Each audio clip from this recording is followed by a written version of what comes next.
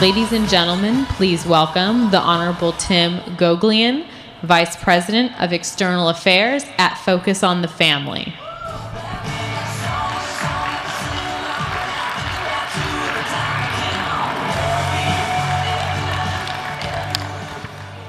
Good afternoon, everyone. Dr. Ben Carson is, shall we say, a bit of an overachiever.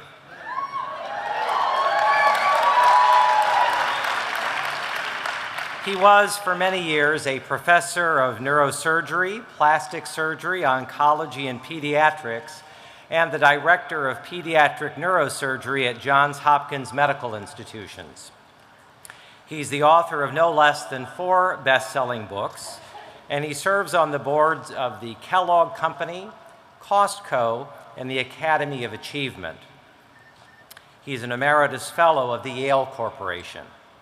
And he and his great wife, Candy, co-founded the remarkable Carson Scholars Fund, from which there are now no less than 5,000 scholars in all 50 states and the District of Columbia.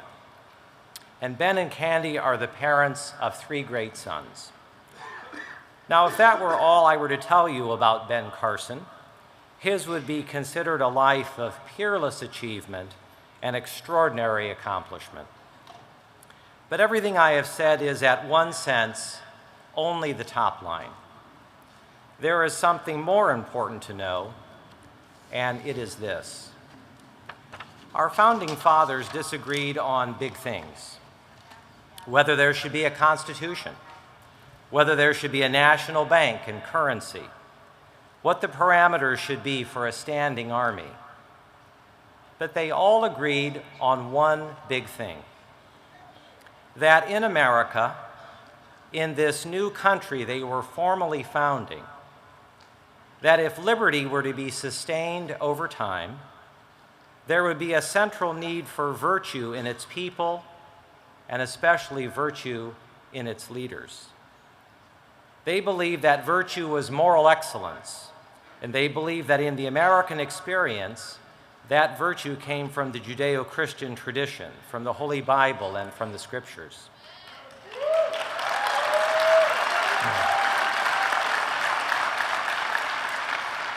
Our founders had no religious test to hold national office. They did not want an established church, but they wanted the Judeo-Christian tradition to flourish because they knew that when religious liberty flourished, the new republic would flourish too. And they were right. And America is an exceptional country. Our Declaration and our Constitution are the seedbeds of our greatness. Virtue in the people and in the leaders remains more important than ever in America. Our speaker today, Dr. Ben Carson, embodies everything we as conservatives believe about the essential first principles of our leaders. His moral excellence has been refreshing, and his humility and his candor have been the narrative of this already important time in the public square. The original conservative, Edmund Burke, famously wrote, "One man with conviction makes a majority." Perhaps he was thinking about Dr. Ben Carson. Let's welcome him.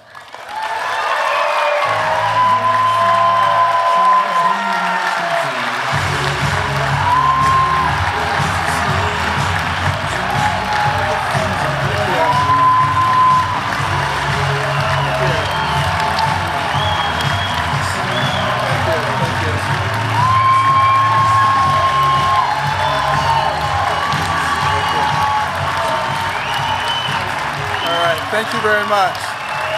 Thank you. Before I get started, I just want to introduce my wonderful wife, Candy, of 39 years, who's always by my side.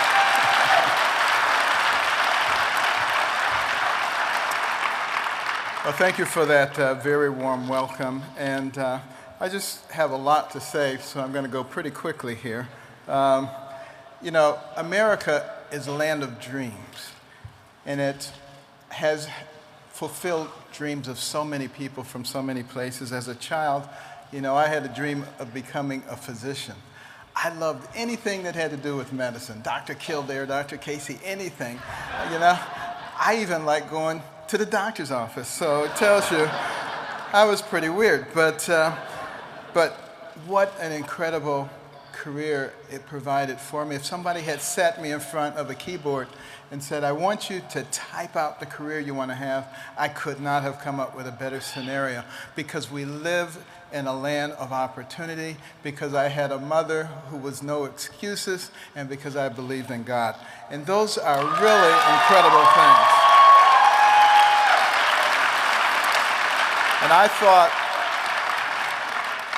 thought last year when I retired that I was going to learn to play the organ and learn some new languages and play golf.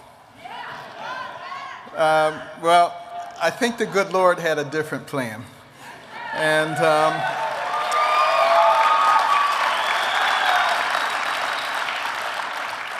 I'm not sure what the culmination of that plan is, but I am having a good time, and Candy is having a good time as we go all over the country. Red states, blue states, north, south, east, west.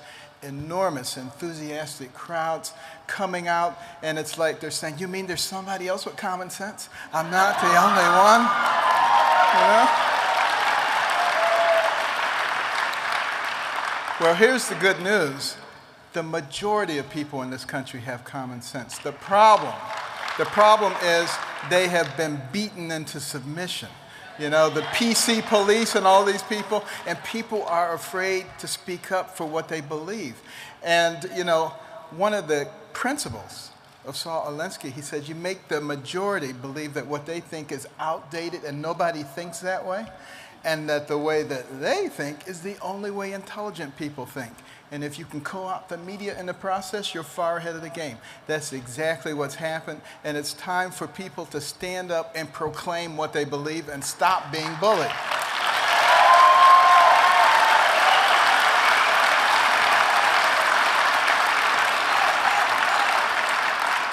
You know, one of the most wonderful things, you know, people say, don't you miss medicine?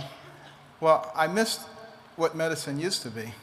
I don't miss what it has become, but I do miss the patients. But the good thing is, I've operated on so many thousands of patients, there's virtually nowhere that I go that I don't get to see some of them. So it is actually a wonderful thing to be able to get involved in people's lives. The most important thing they have is their health care. And that is the reason that we need to fight to make sure that that stays in their hands and not in the hands of the government.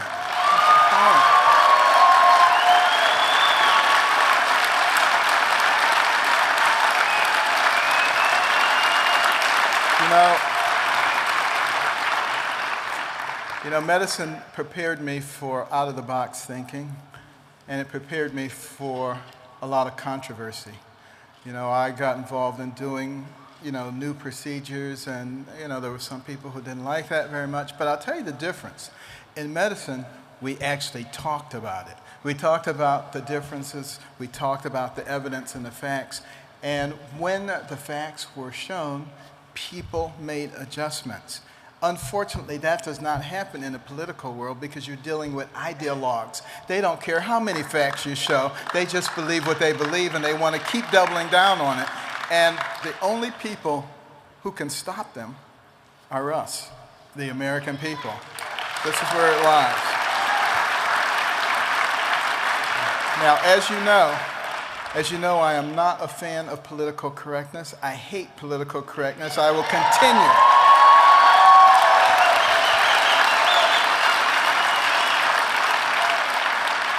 I will continue to defy the PC police who have tried in many cases to shut me up. You know, I actually find them pretty amusing, you know. I mean, I still believe that marriage is between a man and a woman. And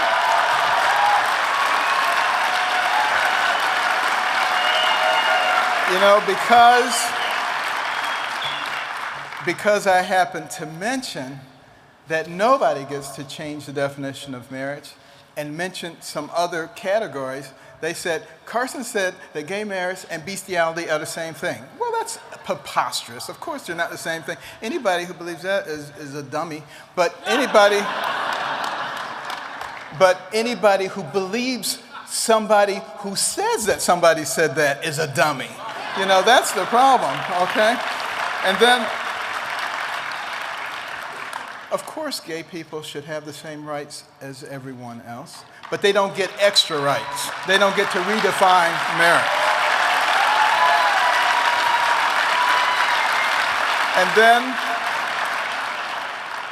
And then I said that Obamacare was the worst thing since slavery. Now, let me tell you why I said that. Of course, they said, Carson says that slavery and Obamacare are the same thing. Of course they're not the same thing. Slavery is much worse. But bear in mind, what happens with Obamacare? We, the American people, have with that program shifted the power that was given to us by the Constitution and by the founders to the government. It's the most massive shift of power in America that has ever occurred. That's why we need to redo it. We need to put the power back in the hands of the people, and we need to make sure we keep it there.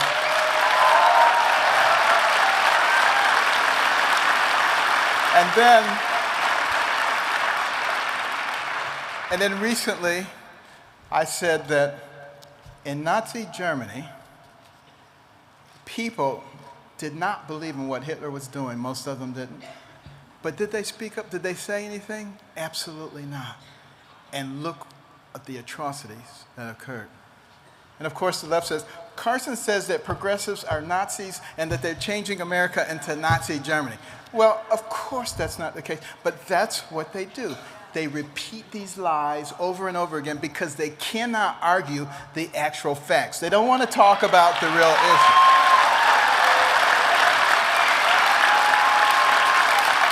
And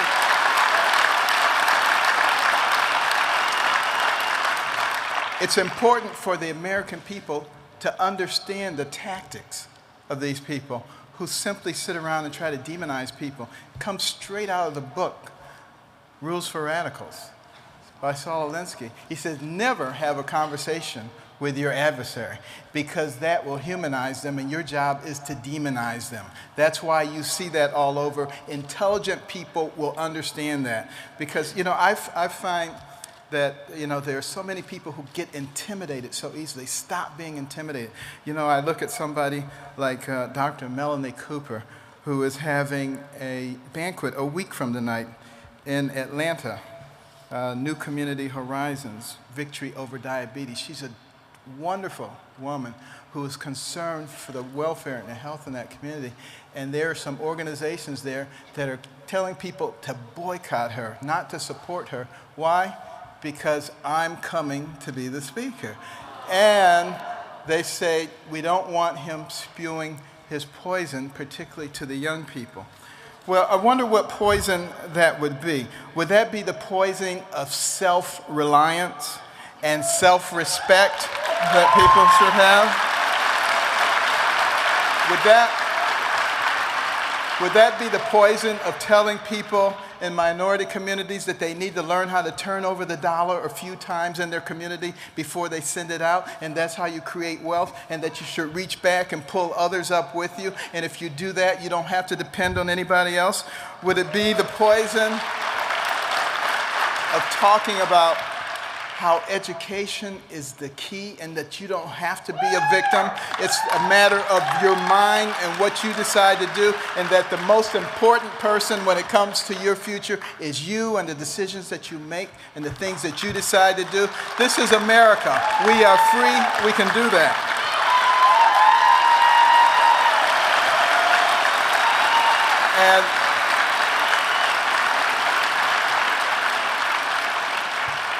And most importantly, would it be the poison of putting what God says in front of what any man says?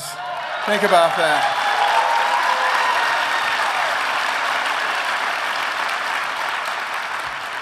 You know, we have the debut of a new black conservative magazine called Currency. It will be starting this Monday. You can get it. It's an electronic magazine through the Washington Times. But you're going to see a different point of view. And it's not going to be about being victims. It's going to be about how we use our collective intellect and our resources to move up. And that's what all of us as conservatives should be emphasizing. Not like some other people, how to keep people down and to keep a voting bloc. We want everybody to move up. And I'm going to go there. Let me tell you, I don't believe in political correctness. I'm going to go there to the 47%. Because, you know, I used to belong to the 47%. I belonged to the 5%. I belonged to the 1%, but made the way up there. And I know that there are a lot of people in that 47% who are decent, hardworking Americans who want to realize the American dream. And we're here to make sure that they do it. We're going to bring them up.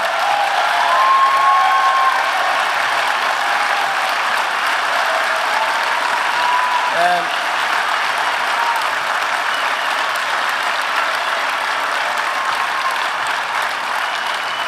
the other thing, so important, save our health care, part of the American Legacy PAC. Why have I gotten involved with that?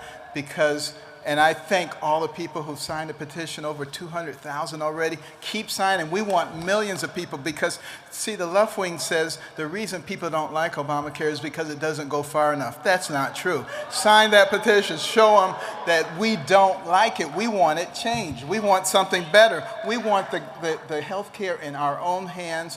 We can do it. We pay twice as much per capita for health care in this country as the next closest nation. We can easily do this. We have a lot of alternatives. You'll be able to read about them on the American Legacy PAC.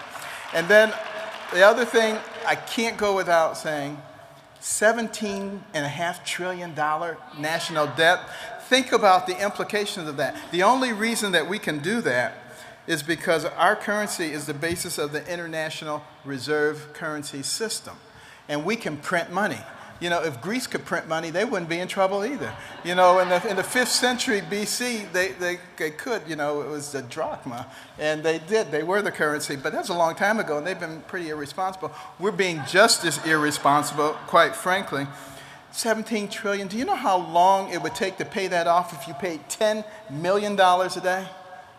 4,700 years. That is absolutely absurd. We are killing the next generation. We have to think about that. And what did Putin say last week? He said, we, Russia, if you put sanctions on us, we may just decide that the American dollar will no longer be the reserve currency that we use. Now, quite frankly, that's not going to hurt us very much with just Russia. It probably hurt them more than it would hurt us. But what if they get other people to do that? China has voiced some concerns. The UN committee in 2010 voiced some concerns. It's because we are irresponsible. And the only way we get out of that, quite frankly, is we have to know who our representatives are. And the ones who are voting to keep raising that debt ceiling, get them out of office and replace with somebody else.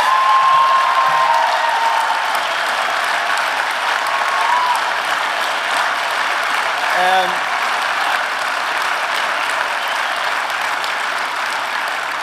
you know, I have several other things to say, but my time has expired.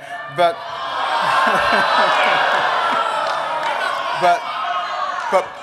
but one of the things that is so important for conservatives, the ship is about to sail off of Niagara Falls, and we're all going to be killed. And we got a bunch of people looking over the side of the ship, and they're saying, but there's barnacles on the side. We got to get the barnacles off. Forget about the barnacles. We got to get the ship turned around first. And, you know, when we get through with the primary season, if your person hasn't won, and you can call them whatever you want to call them, you can call them a rhino, you can call them a teabagger, you call them whatever you want. Vote for them, okay? We need those people, okay? We need them.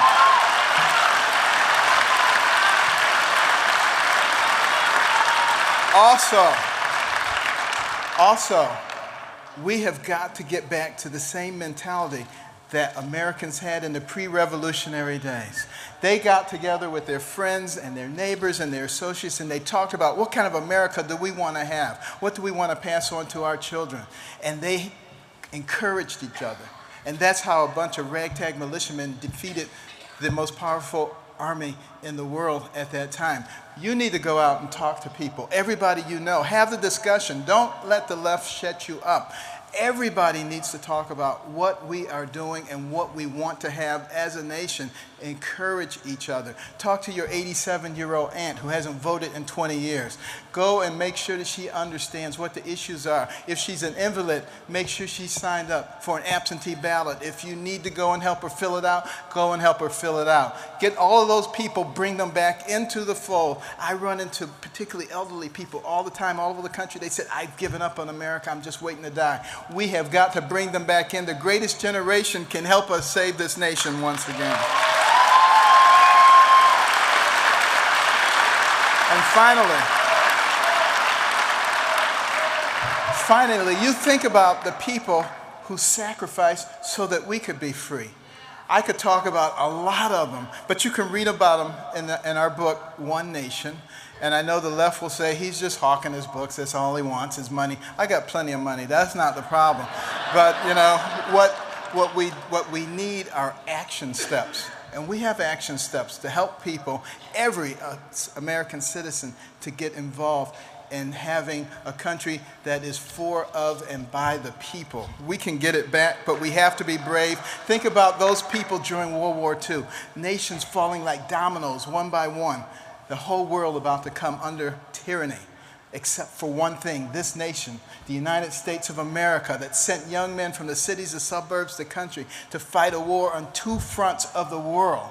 A country that sent young women into the factories to build more airplanes, tanks, and mortars than anybody could imagine. A country that through its strength and its might and its determination changed the course of the world. You want to tell me we're not an exceptional nation? You go jump in the lake. That is absolutely not the case.